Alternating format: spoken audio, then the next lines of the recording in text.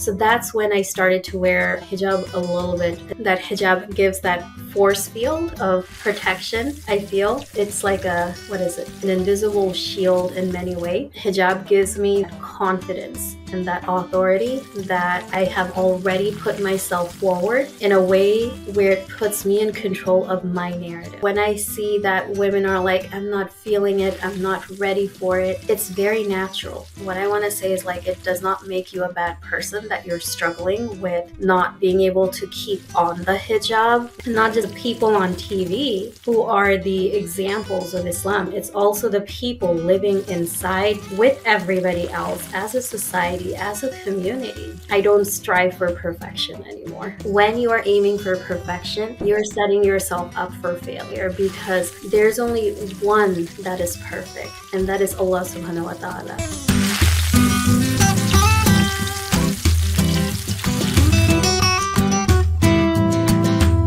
Assalamu alaikum. Hello everyone. Welcome to Masala Muslima Faith Flavored Living, where we will be sharing the flavors of our lives and the flavors of our kitchen. I'm your host, Sarah Nasir. In today's episode, I will be diving deep and going down in history. Take a trip down memory lane and talk about how I came about to wearing hijab and also how it has flavored my life in the process. And I hope in this story, you will find ideas that resonate with you, where with the struggles that you've had to overcome, or your journey to hijab, or if you're in the process of trying to figure out if you want to wear hijab. Hopefully, this story will also inspire you and uplift you. And in doing so, I hope you will find your story in it as well. This is not my first time wearing hijab. Shaitan will continue to be stubbornly approaching you, trying to sway you from it. And that was one of my stories. So this is like, it took me like 3 or 4 trials to finally have those questions that I mentioned earlier click and integrate and internalize. The questions were, who am I doing this for and why am I doing it? So those 2 questions took me a while. And so when I see that women are like, I'm not feeling it, I'm not ready for it, it's very natural. What I want to say is like, it does not make you a bad person that you're struggling with not being able to keep on the hijab once you do choose to put it on, because you recognize that it's a more higher, more transcendent state of life. But it's hard to break through that limit. And I had to do it like 3 times. The first time I did it, I was in a Muslim country. I was living in a Muslim country. So hijab wasn't something that looked out of place. But nonetheless, it still had that enigma, that fear, that mystery associated with it, that once you put it on, apparently you had to become a totally different person who was detached from this world. All you had to do is just focus on the hereafter. It meant that you had become perfect, not that you were somebody in the process of becoming excellent. I was having this discussion with somebody earlier, and maybe it can be a topic for another time, is that when you are aiming for perfection, you are aiming for failure. I'm sorry, but let me repeat that. When you are aiming for perfection, you're setting yourself up for failure because there's only one that is perfect, and that is Allah subhanahu wa ta'ala, right? He is free of all imperfections. So we are not asked by Allah to be like, become perfect. Allah encourages us to compete, to excel, and become the excellent version. And when He promises us the rewards,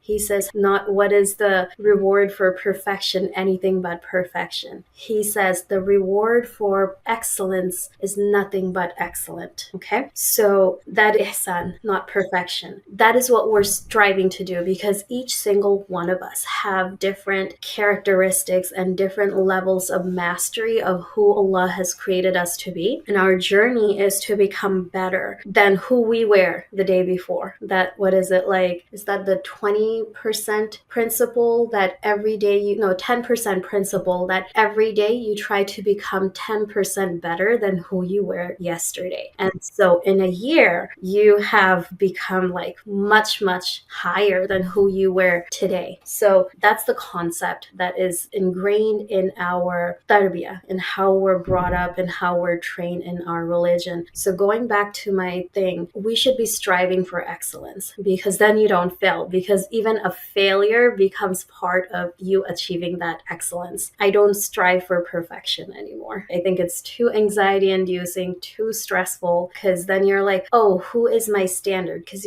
for perfection, you need a role model. And definitely we should integrate the features and traits that are beautiful, that belong to Allah subhanahu wa ta'ala, but we are supposed to copy the model of Muhammad sallallahu alaihi wasallam and all these noble people that Allah has blessed us with as role model. And none of them are perfect, but they're excellent specimen. So now in this stage of my life, that's what I strive for. So going back to the hijab concept, when I first wore it, I was met, like, I did feel like awkward because, I mean, I got the stares from people who raised me my whole life, right? And so it's like all of a sudden you wake up and you're like, oh, so what have you become today? When am I going to be greeted by? So that fear does exist because there are people who, in the process of their own journey, don't quite connect what it is that we're supposed to be becoming. So where I was leading to with that is you just keep being you, okay? The things that you like about yourself, if you keep being authentic to the beautiful person that you are, eventually it can actually be a surprising engagement as well, because the people who are not used to, or whatever their prejudice or bias or pre-existing notions are about somebody who dresses what is considered to be more religious or more astute, they definitely are pleasantly surprised when they encounter these warming and engaging and personalizing interactions. I think like it comes from good intention to become a better person, to become closer to Allah, but in the process sometimes we become so much, the heat is so much that the people around us get burned sometimes. So that, like, learning how to modulate your light, your frequency is another human life skill that we need to get. So that was in like middle school or elementary school that I tried that. And fast forward to, I think I tried it somewhere in between, and then also I gave up on that. And then after I came to America, I had started wearing it again after 9/11 happened. Actually, the day after 9/11 happened, I saw there was so much questions and negative comments, or just like, I feel like this was the first time that Islam really was on everyone's not newsfeed, but it was in everyone's awareness. And it was at that time, before it got negative, it was just like, what is this? And then there was a lot of negative rep. From it also came the inquisitive minds asking, digging deeper. For me, the impact it had was that it reminded me of the shortness of our lives, the purpose of us being who we are. And so it made me feel important to make it a part of my identity, that when people are looking, like, I felt like I needed to reconnect with Islam, because all these questions I was being asked, like, why do they hate us? Or is it true that the men can marry 4 wives? Or why did they do this or that? Like, all these negative questions that I at that time had no clue how to answer. Like, I'm in a freshman in high school. And so what would I know? I just basically know how to pray and stuff. And they're asking like deep questions that require extensive knowledge. And I think that's where I realized that I didn't know enough. And it started with that journey to the need to go back and wear it again, and to be like, not all Muslims are bad, and we walk amongst everybody else and we're good.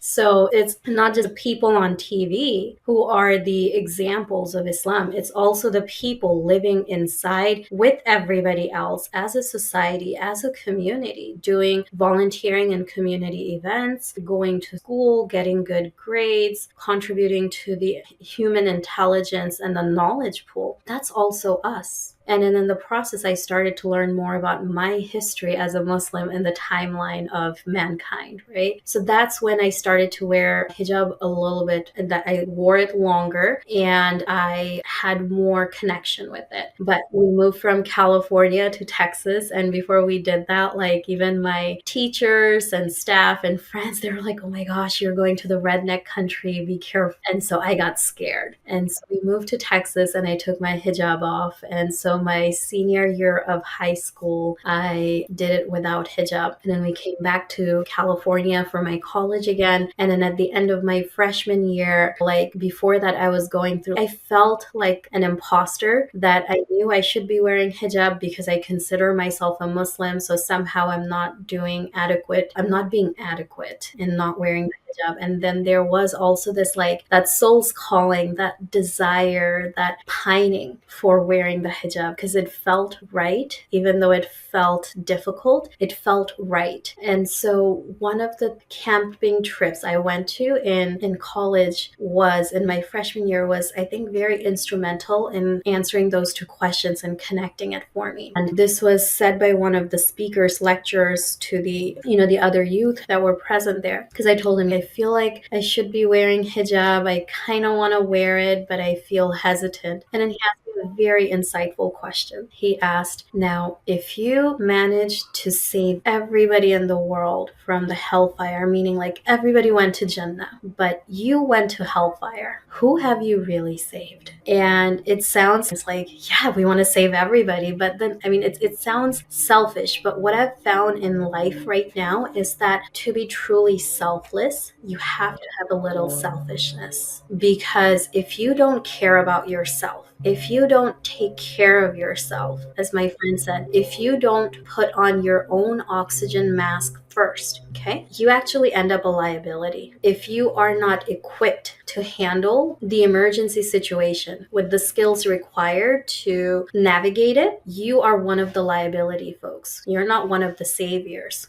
And to become one of the saviors, a good amount of investment needs to happen in yourself to acquire skills, to acquire that reflexiveness that requires that critical thinking. And these all come with experience. That means you need to put in time. That means you need to go and repeat again and again the things that will build those skills, because you become excellent at a skill by repeating it again and again, consistency. And so you have to invest in yourself first before you can go and help anybody else. So going to that statement, at that time, I didn't have this, you need a little bit of selfishness before you can be selfless. It just really struck me because at the end of the day, in my life, the most important story is my story. And so that's when I first, for the last time I started wearing hijab, it has stayed throughout all of this. I have gone through that awkwardness of trying to strike conversations and getting the cold shoulders. I wasn't as much of a social butterfly before. I definitely had to come out of the shell to be who I am today. But I also resonate with I do feel like that hijab gives that force field of protection. I feel it's like an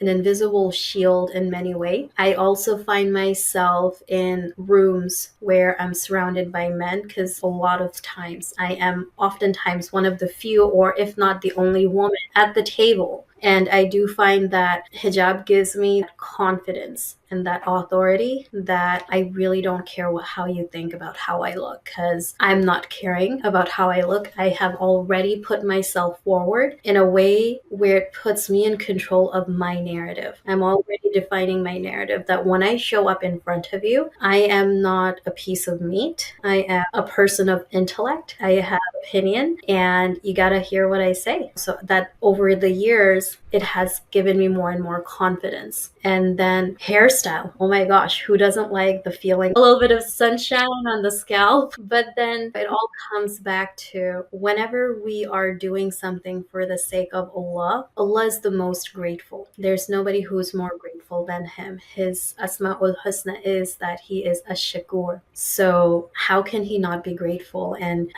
he's the most generous. So how can I be at loss if the one that I'm trying to showcase who I am to is constantly witnessing? How can that not be appreciated? So I felt like with that, it's not about what other people think. It's about this relationship that is much greater than any human who sees me for a few seconds. Like even the people who live in the same house as me, they're not privy to the thoughts, the struggles that I go inside, my day-to-day, every single moment. However, Allah is. And he sees the what is apparent and the hidden struggles. And so with that, I'm gonna wrap up by saying that my hijab journey has not been a smooth one. There has been what people would call failures, but heck man, I'm where I need to be now. And so alhamdulillah, like those things help me get to where I need to be, the height I needed to achieve. Those pitfalls, those trip ups help me now stand up straight. So it was worth it. SubhanAllah, like once again, all praise be to Allah, and He is indeed the best of planners. So with that, sharing the flavor-filled recipe from the kitchen today. All right, so for today's episode, I'm going to be sharing the recipe of one of my favorite burgers with you. This one I was exposed to when I was eating non-zabiha meat, and the name of this burger joint was called Habit Burger, and their burger at that time was so delicious. The meat was just so juicy, so freshly made, and the ingredients that they put inside just made it something out of this world that I had never experienced before. So here's how it goes. So they have their burger buns, and then they put the meat patty, and then on top of it they will have caramelized onions, and you can add on sauteed mushroom as a side. And so I definitely tried it, and it was just so flavorful, and the texture was so rich. And so this is something that I sometimes now replicate at home and try to capture that flavor as well, but this time with the zabiha version. So here's what I do. To get the caramelized onions, you need to get a little bit of oil, be it butter, be it some olive oil, whichever one you prefer, and then start sauteing the onions in it. And I add a little bit of honey to bring out the sweetness just a little bit more, and then just saute it until it gets nice and soft and it's ready to be added to your dish. Put that aside. Next, you can either add one of the things I like to add to my burgers. I like having pineapples. So this is the part where it's optional, but I like to go ahead and not saute, but just grill a pineapple on both sides lightly to get it slightly softened and warm. That way it doesn't leave that harsh taste or harsh sensation on my tongue, because when I eat raw pineapples, it makes my tongue feel really raw. I don't like that, so I like to cook it, and that denatures the protein, the enzymes that are very good at breaking down in your mouth as it's going down. So it kind of like, I saw this post where it was saying like, when you eat pineapples, it's basically digesting you as it's going down into your stomach. So that makes a lot of sense why my tongue feels so weird after I eat raw pineapples. If I eat more than 2 or 3 slices, that's it. So cooking it denatures those proteins, and it's a lot more softer and suitable on the palates. Once you have finished cooking the pineapple, now put that aside, and in the same stove, you can go ahead and saute the mushrooms next. I like to add a little bit of soy sauce onto the mushroom to add that umami flavor. You can sprinkle a little bit of black pepper if you want a little bit of that kick, but that's it. Pretty simple. Wait for the mushroom to kind of get brown and taste good, and then you're ready to start putting your extra that goes in the burger is now ready. So now put that away, and it's time to make your patty. If you are making patty from scratch, the way to do it, you can look up recipes online to see which one suits you. There's some recipes with an egg and some recipes without an egg. I, at this point, use the one without the egg. So you can grab just raw ground meat, and the benefit of that is that you can infuse more flavors into it by adding spices or masala. And what I like to do is I like to sprinkle a lot of cumin powder, a good amount of coriander, just a pinch of turmeric, slight amount of salt if you want a little bit of salt taste to it. If you want it to be spicy, chili powder or black pepper powder is another one to throw in there, and that brings an extra set of flavor. However, sometimes when you already have other flavors waiting for you in the form of the caramelized onion, the pineapple, and the mushrooms, you might not need all those extra flavors. So do what you need to. and then you pack it into that round patty form. And one of the hacks I learned was that you should put a hole in the middle of the patty, so that way it heats in the center as well and you don't have a raw center. And the other thing it will do is, as the patty changes shape with heat, it will fill in that hole. So if you just take your finger and you just poke a hole in it, that's a big enough hole that it should close up on its own. So then you just, you cook the patty, you flip it back and forth, and you let all the juice comes out, and you take the patty out once it's fully cooked to your preference. Now, what to do with all this yummy juice that's left in the griddle? This is where I like to take the buns, the 2 slices, and I like to put it onto the juice itself, inside part down into the juice, and the bread will soak it up. And so you have now flavor infused bread to go with your burger.